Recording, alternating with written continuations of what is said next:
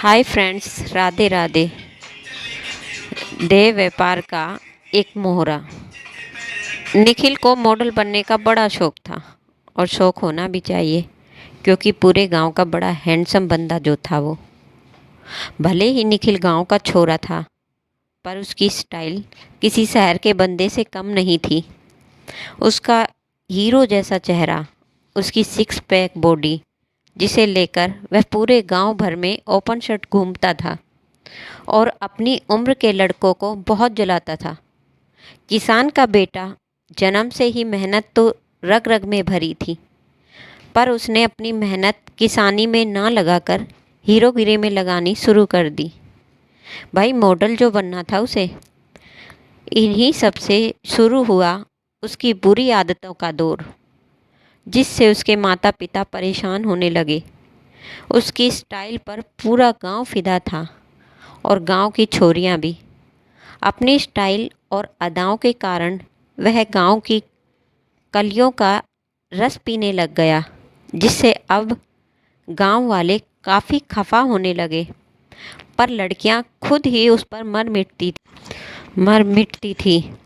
साथ ही वह सरपंच का बेटा भी था, तो किसी ने आवाज़ तो नहीं उठाई। पर अब गांव वालों की आवाज़ किसी बड़ी घटना का इंतज़ार कर रही थी। आज का समाज ऐसा ही है। हम छोटी छोटी घटनाओं को तो नज़रअंदाज कर देते हैं, फिर इंतज़ार करते हैं किसी बड़े कांड का। खैर, निखिल की माँ बड़ी धार्मिक महिला थी। पाप पुण्य कर्म पर उन्हें पूरा विश्वास था।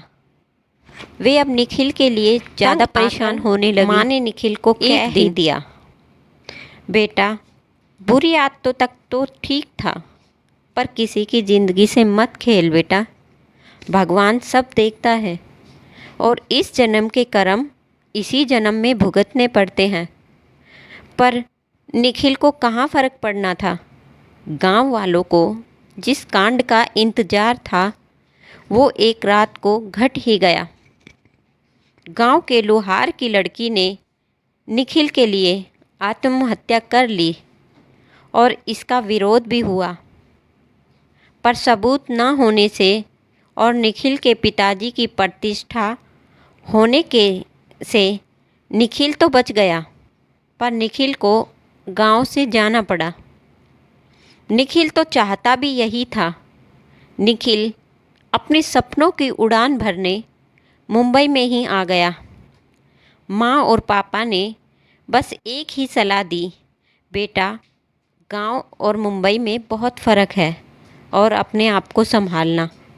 पर निखिल अपने आप को बहुत ही बुद्धिमान और स्मार्ट समझता था।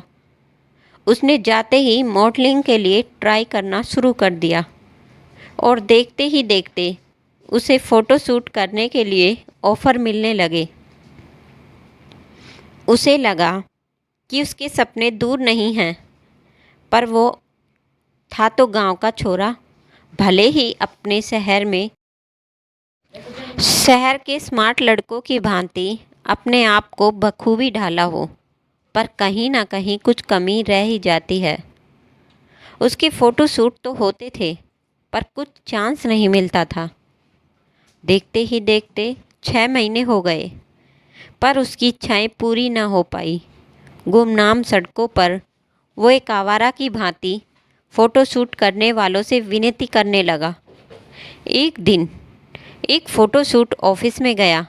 वहाँ ऑफिस के बॉस के साथ ही एक मॉडलिंग इवेंट मैनेजर के साथ भी उसकी मुलाकात हुई। यह मौका उसके लिए सोने पर सुहागा जैसा था।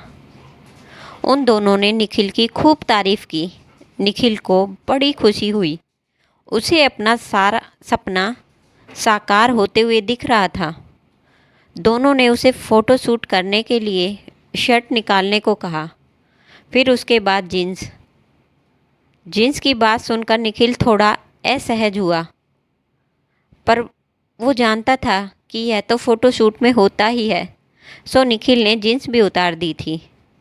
अब इवेंट मैनेजर ने कहा कि निखिल, आजकल इस तरह की फ़ोटो शूट तो हर कोई दे देता है।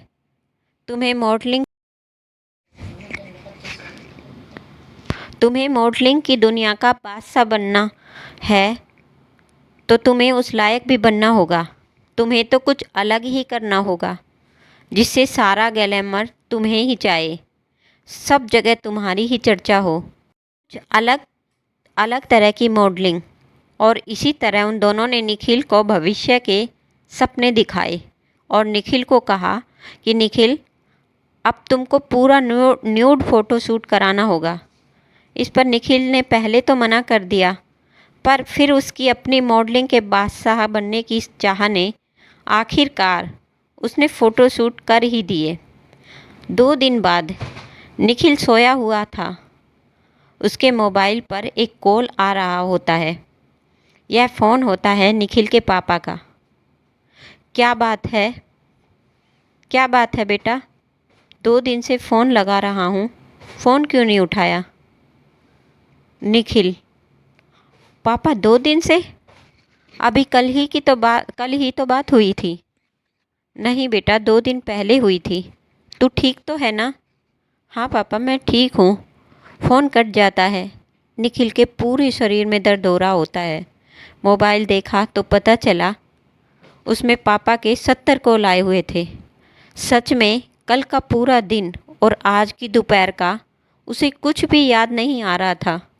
वो फ्लैशबैक में जाता है तो उसे याद आता है कि वह फ़ोटो शूट करवा रहा था। फिर उसने न्यूड सीन दिए थे और सीन देते वक्त बॉस ने कहा था कि उसे एक डीओ का विज्ञापन देने वाला शूट करके दिखाना होगा। उसके बाद उसे कुछ याद नहीं आ रहा। उसने देखा तो वह अपने घर पर नहीं है, वह कहीं और है। उसके शरीर पर एक भी कपड़ा नहीं है। निखिल इधर उधर देखता है तो उसे उसके कपड़े पड़े हुए दिखते हैं। वह झट से पहन लेता है। एकाएक उसके रूम का दरवाज़ा खुलता है। वहाँ पर वहीं दोनों बॉस और इवेंट मैनेजर। सर, क्या मैं बेहोश था? हाँ निखिल, शायद तुम्हें डीओ की गंध से बेहोशी आ गई। मेरा फ़ोटो शूट कैसा रहा? अच्छा रहा ना सर? मुझे चांस तो मिलेगा ना? अरे क्यों नहीं, तुम्हारा फ़ोटो शूट सबको पसंद आया और ये लो तुम्हारी पहली कमाई। मतलब? हाँ, यह तुम्हारी पहली कमाई है, 10,000 रुपये। सर मैं कुछ समझा नहीं। समझ जाओगे निखिल, अपने मोबाइल का एक वीडियो देख लो। मोबाइल के वीडियो को देखकर वह भौचक्का रह गया। निखिल के तो होश ही उड़ गए। उस फ़ोटो शूट से उसकी सारी ज़िंदगी तबाह हो चुकी थी। उस इवेंट मैनेजर और फ़ोटो कंपनी के बॉस ने वैसे ही उसका बलात्कार किया जैसा उसने अपने गांव की लड़कियों के साथ किया था। मैनेजर ने कहा कि पसंद आया ना निखिल, मॉडलिंग का इनाम। निखिल गुस्से से, ये क्या है? उसने उन दोनों को गालियां दी पर कुछ नहीं हुआ। उन दोनों ने कहा, ज़्यादा शोर मत कर, तेरे बहुत सारे वीडियोस और फ़ोटो हैं हमारे पास, अभी इसी वक्त नेट पर वायरल कर देंगे। चल उतार अपने कपड़े, ग्राहक आ रहा है तेरा बलात्कार करने, सॉरी मॉडलिंग करवाने।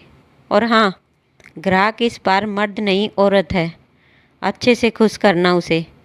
दोनों ज़ोर ज़ोर से हंसते हैं और चले जाते हैं। एक अधेड़ उम्र की औरत आती है। वह अब मॉडलिंग की जगह देह व्यापार का एक मोहरा बन गया था। मॉडल बनने की जगह उसका बलात्कार हो रहा था और माँ की आवाज़ उसके कानों में गूंज रही थी हर वक्त, यही कि व्यक्ति को अपना कर्म इसी जन्म में भुगतना पड़ता है। आज की कहानी आपको कैसी लगी हमें कमेंट कर ज़रूर